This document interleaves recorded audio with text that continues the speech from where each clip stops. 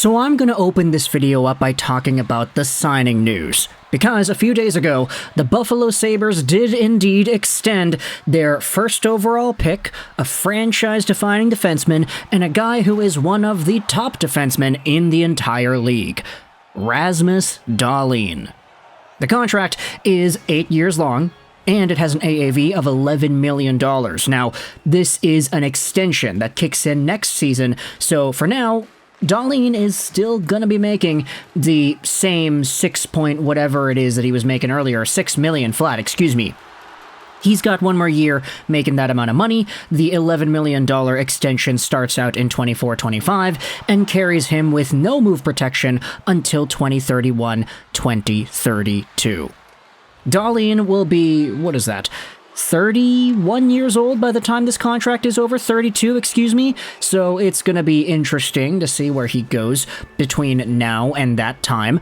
But of course, for Rasmus Dahlin, a guy who last season had 73 points in 78 games played, it is very understandable to see why Sabres fans are happy with this.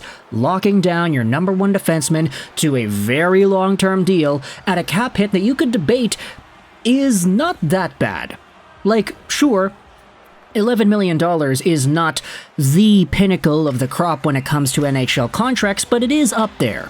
You do have a few players throughout the NHL who are making more, and even other defensemen who have been sort of in that same range. Erik Carlsson was given an $11.5 million deal. That was back when the cap was a bit lower.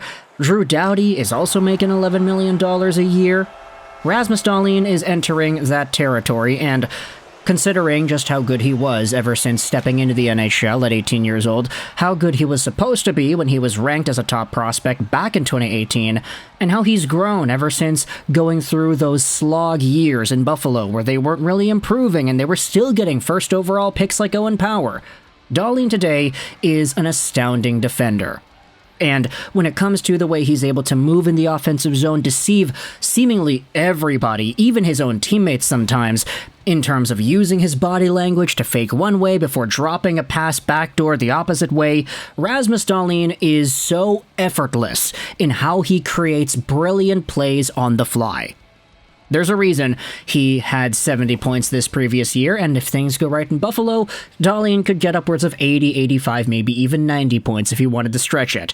Who knows? Maybe he becomes the next defender in the NHL to score 100 points if Cale Makar, Roman Josi, or Adam Fox have anything to say about it. Quinn Hughes too, maybe. But Dahlin is making $11 million a year, and this is, for the most part, fine. However, one name that got dunked on quite a bit after this Dahlin contract was signed was Bruce Garriock, writer for the Ottawa Sun, and a guy who normally does Ottawa Senators related content. The reason he got flamed on social media is because after the Dahlin extension was signed, Garriock tweeted this: "Signing Jake Sanderson is looking even better for the Ottawa Senators." Now, I get it. You could say, wait a minute, Lego, why are you comparing these two guys? They are not in the same skill set. One is clearly better than the other. One guy has played a total of 70 NHL games. The other guy almost had more points in total last season. Why are you comparing Rasmus Dahlin and Jake Sanderson?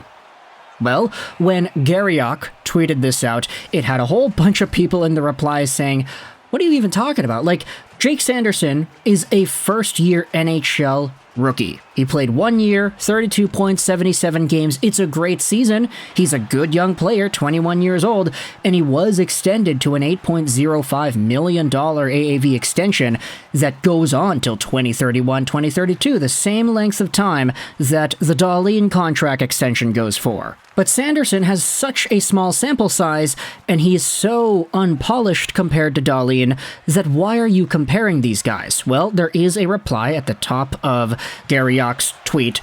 For all the Dahlin is better crowd, the point is, when Jake Sanderson gets to that level, his contract is a steal, as he would be worth this plus more because the cap goes up.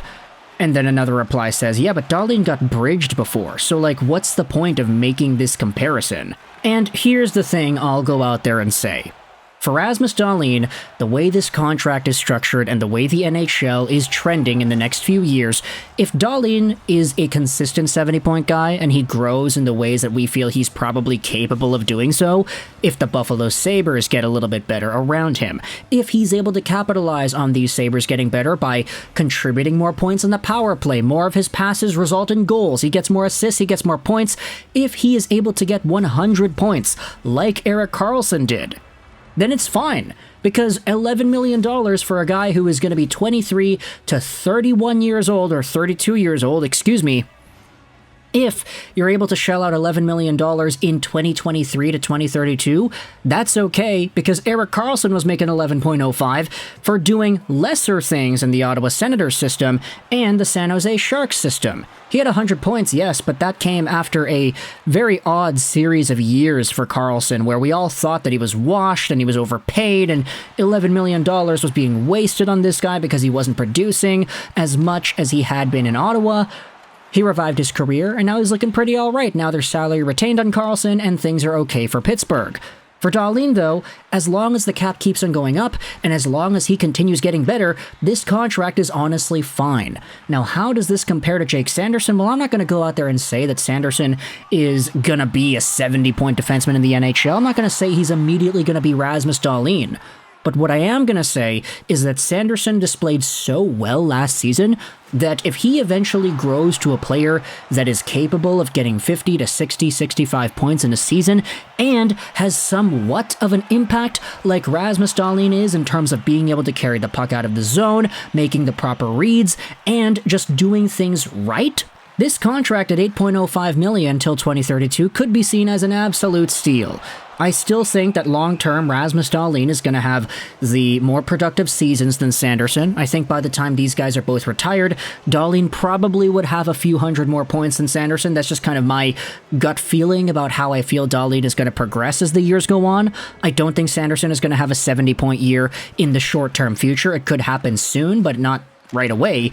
Dahlin could have another 70, 80-point year this upcoming season, and nobody's going to be surprised. While Sanderson may not be the player that Dahlin is going to be, he is sure as heck going to be a good one that is going to be worth a lot more than $8 million if he proceeds in the ways we think he can. Same with Dahlin. These guys are both young. These guys are both going to have better years ahead of them. Dahlin is going to win a Norris one day. Like, at the very least, knock on wood, anything substantial happens, he is going to win a Norris one day. Once Cale Makar, Adam Fox, or anybody else has a night off, yeah, better watch out because Dahlin is right in the rearview mirror. He is going to contend for that trophy. Sanderson is going to be great. Over $8 million great, probably. But is that Rasmus Dahlin level? I don't know. You can let me know your thoughts in the comment section below. So even though this Bruce Garriock tweet had a whole bunch of responses, both positive and negative, you have everybody clowning Garriock in the replies. Oh, this take is ridiculous. One guy had 30 points and the other guy had 70 points. Why are you even talking about this? Dahlin is way better. Why are you even bringing up Sanderson, making everything about the Sens when the Rasmus Dahlin contract is signed? But realistically, this is a conversation comparing and contrasting two players of similar position and how their long-term extensions can impact the league and their clubs. Dahlin is going to be on a good deal as long as he grows. Sanderson's going to be on an even better deal as long as he grows too. But to compare them one-to-one and ask the question who's better, I mean, everybody's going to say Dahlin. Like, if you're building a team from scratch, you want a team for 23-24, that's one scenario. And the second scenario, you want a team from 2023 all the way to 2032. Dahlin versus Sanderson, you probably go Dahlin both times. And that's not to discredit Sanderson, it's just Dahlin is so much more proven, and he's a lot better now than Sanderson is. By the time Sanderson is Dahlin's current age, I don't think Sanderson is going to be as good as Dahlin is right now. That's just how I feel. But that doesn't discredit just how good these contracts could be. So let me know your thoughts in the comment section below. How do you feel about Jake Sanderson and Rasmus Dahlin being compared and contrasted on social media ever since the Dahlin extension was signed? How do you think this 11-point-something million AAV by 8-year extension changes the way you view the Sanderson deal? $8.050 million in a season. Let me know your thoughts in the comment section below. I hope you enjoyed this video. And bye.